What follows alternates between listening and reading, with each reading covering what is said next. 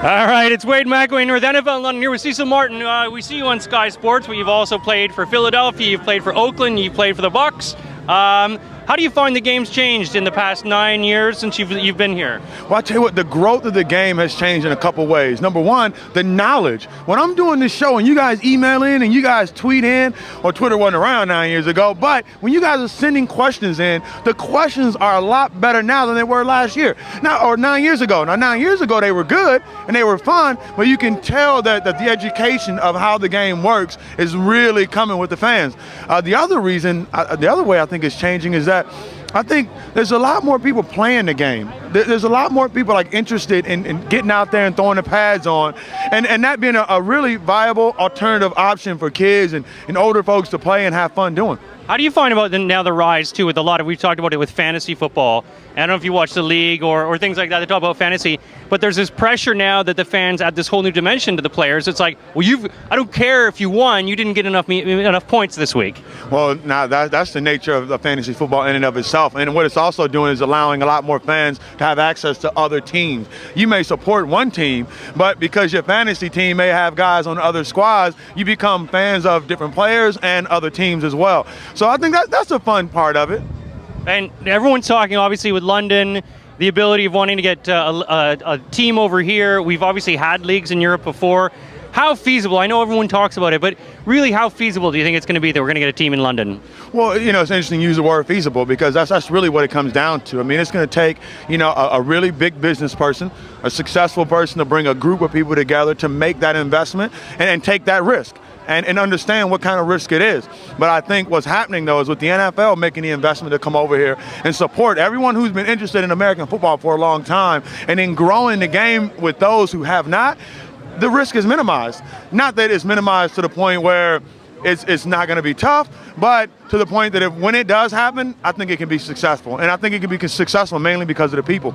Now, don't you think, though, you're going to need more than one team? Because if you are the team in London, you spend half your game on the road in America, half the game, all the other teams are coming over to you. The amount of jet lag for 8-hour flights back and forth on the player, on your body clock, as an athlete who trains, can you not find that could be very difficult? Well, that point is poignant and it's right on, but that's more of an issue for the American players that are going to have to come over here to play, because I don't think the option of two teams is going to happen. I think more is going to be one team here, and then if another team happens, then it'll have to be somewhere else in Europe.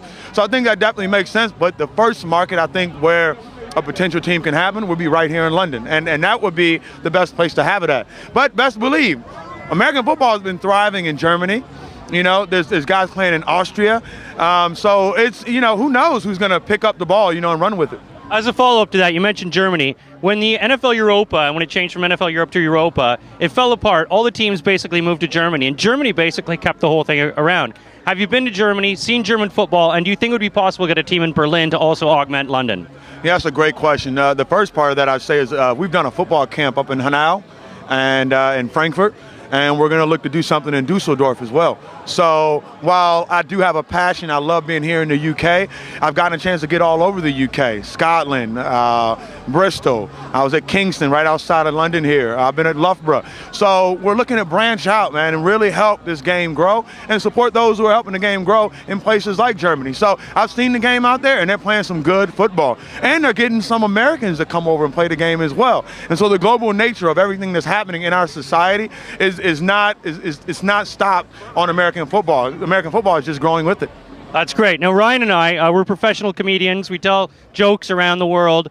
We'd love to do a comedy tour, bringing NFL and bringing players like yourself. Would you like to join us on a tour around Europe, telling jokes, showing the NFL, talking, and getting everyone involved? Man, if you have seen our show on Sky, you know I love to have fun. I love to laugh. I love to crack jokes. Now, they're not all funny, but that's okay. You may laugh with me, you may laugh at me, but as long as you're laughing, that's what it's all about. So to hang out with you guys who actually know how to tell good jokes, well, that would just be good for me and everybody. And there's nothing like laughter in our world. You are watching the NFL in London. Come see my boys over at the Sports Cafe, Marylebone Station, having fun, making laughs, eating food, drinking whatever. Meeting women. I need help with that. If you do, then